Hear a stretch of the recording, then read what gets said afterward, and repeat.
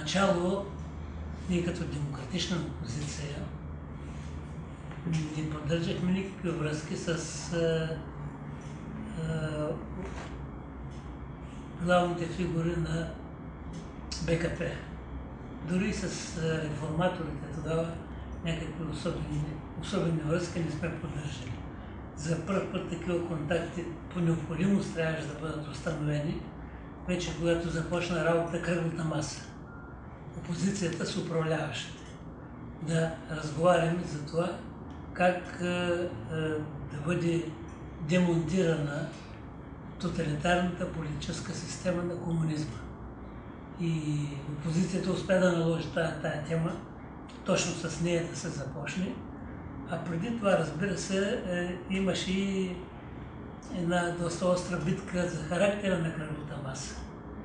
Защото едно е физическата геометрия на кръглата маса, друго е нейната политическа геометрия.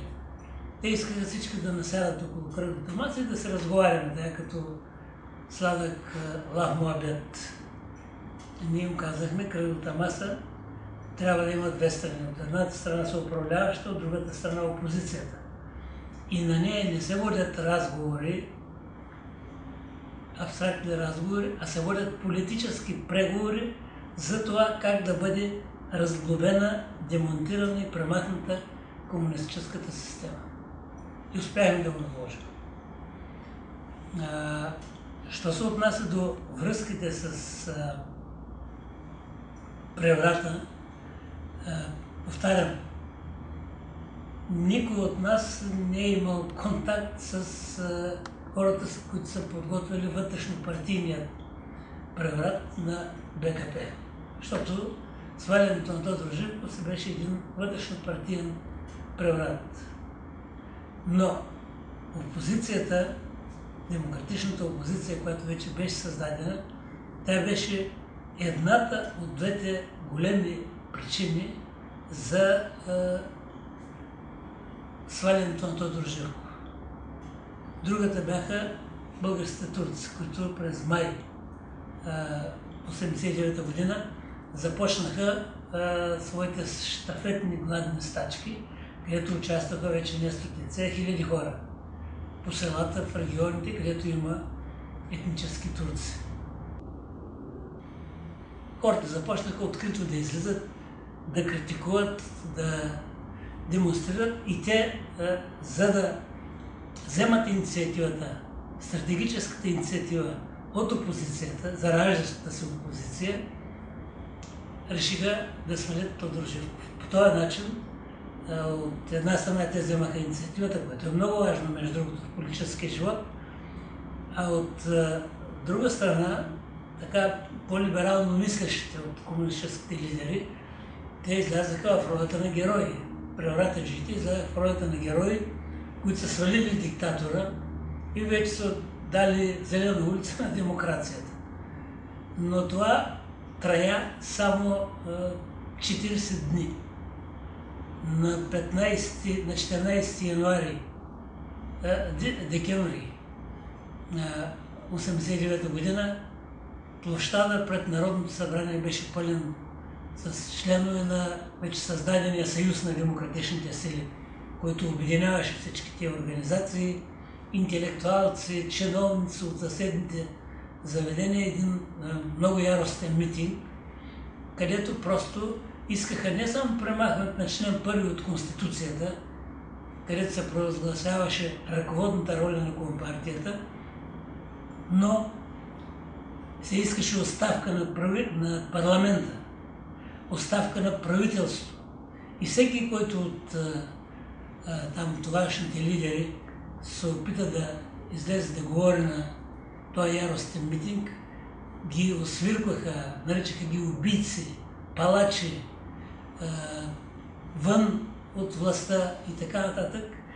И ние, лидерите на опозицията, едва успявахме да сдържаме хората, да не преминат към някакви по-силови действия, които ще да доведат до това да окаровят още в началото българската демокрация.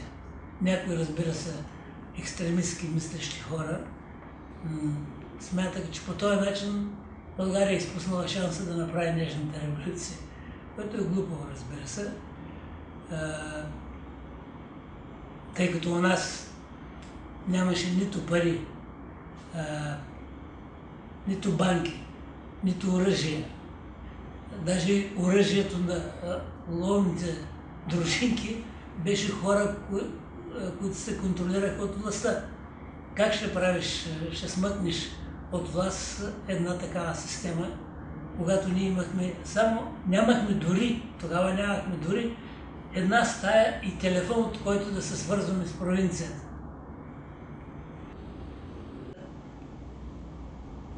Знаех, и то така научно убеден, не от слухове, от емоции, предизвикани от събитията, макар че това има също голямо значение в душата на човека. Знаех, че този режим си отива, той е несъстоятелен. Той беше показал много отдавна, че нито в икономическо, нито в политическо, нито в социално, нито в каквото и да било друго отношение можеше да превъзхожда Запада. Запада спечели състезанието по всички пунктове. Просто стана очевидна несъстоятелността на комунистическия режим. Но кога това щеше да стане, затова аз лично смятах, много приятели са ме казвали, много говоря същия начин на мислене, че може би нашето поколение няма да доживее падането на комунизма.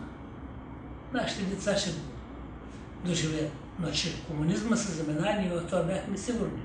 Освен това, аз лично смятах, че разделата с комунизма ще бъде много кървава.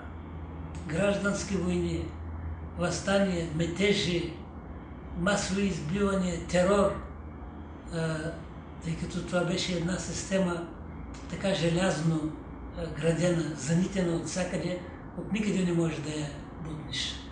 Обаче историята се направи шегата, когато показа, че тя отвън е затворена, много добре направена, но вътре е несъстоятелна. Вътрешните опори отдавна са прогнили, морални, политически, и в един определен момент всичко това рухна. Бях така също много силно изненадан от факта, че просто като картонени кутийки рухнаха режимите в комунистическите режими в цяла Европа, един след друг, а някой едновременно. Никога не съм се представял толкова лесно падане на един тоталитарен режим.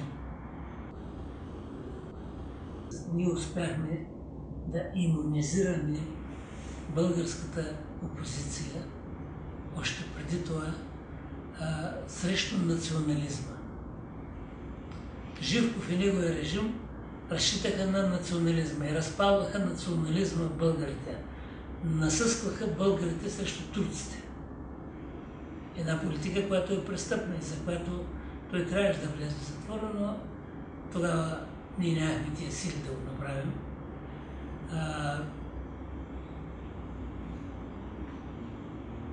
Това нещо, в това отношение, ние успяхме още със създаването на опозицията, вземайки категорична позиция по турския въпрос, ангажирайки националната българската млада опозиция с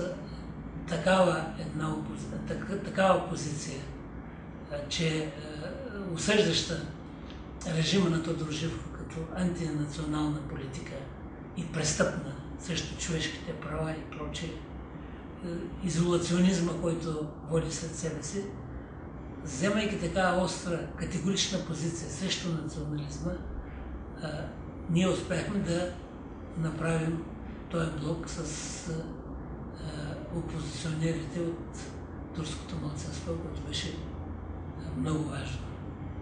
И затова у нас не се случиха такива неща, каквито се случиха в Югославия.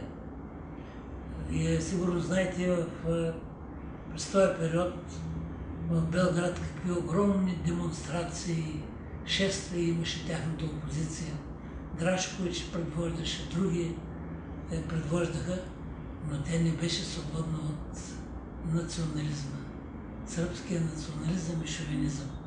И когато нещата опряха след това до заемане на позиция спрямо Милошевич, югоармията и сръбския национализъм, който действаше вече на практика, те капитулираха. И тяхната опозиция престана да бъде политически фактор. Голямата част от тези хора подкрепиха Милошевич в войната срещу другите републики и всички тия престъпления, които се случиха. В България, разбира се, ние искахме илюстрация. В края на краища хората, които са крепили предишния режим, които са работили за него, които са били участници в терора срещу народа по предишните периоди, тези хора, без да ги убиват, без да ги тероризират, просто да бъдат отстранени от властта, от възможността да вземат решения при новия режим, който се установява. И това можеше да стане и една голяма част от нас поддържаше това решение на проблема за прехода. И имаше тия, даже след опозицията, имаше такива настроения, да не стигаме до крайности, но ако това беше станало, много неща щяха да бъдат по-чести. Тогава и изваждането на досиетата, публикуването на досиетата ще да има съвсем друг смисъл. То ще да изиграе ролята на катарзис за обществото. Знае се кои хора са донасили, тероризирали в прекия, в косвения смисъл на думата. Служили са на терора срещу целият народ практически. Та самата система е такава. Но така или иначе това не стана. Освен това и Съвета на Европа не беше много на вид да се прави илюстрация, защото това има и антидемократичен смисъл. Когато една част от страната, независимо какви са тези хора, бъдат лишени да участват в политическия живот и прочее, без съд, без присъда, това не се вързва с не само с политическата, но и с правната система, към която се придържа Съвета на Европа. Вижте, когато човек живее при един строй, при изграждането на един режим на младини, където той е участвал, за него това е романтичното време. Там той се е изявявал, там е направил това, направил това, постигнал е едни или други свои цели успешно. И за него, понеже е минало вече в история, това е романтичното, красивото време, справедливото. И това е повече за старите поколения. А когато млади хора сега ги приказват подобни приказки, напомнящи носталгия, това са неща чути от родителите, от дядото, бабата, които казват, едно време какво хубаво беше, това беше, това беше.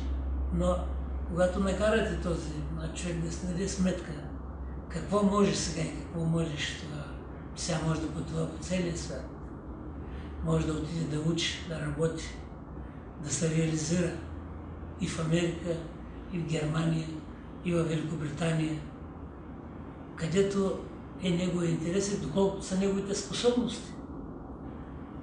А при комунизма, където всичко беше затворено, като в концлагер, не може да отидеш толкова. Или трябва да се от привилегированата каста, за да може като привилегия да те пусна, или си оставаш тук и твоите способности постепенно угасват.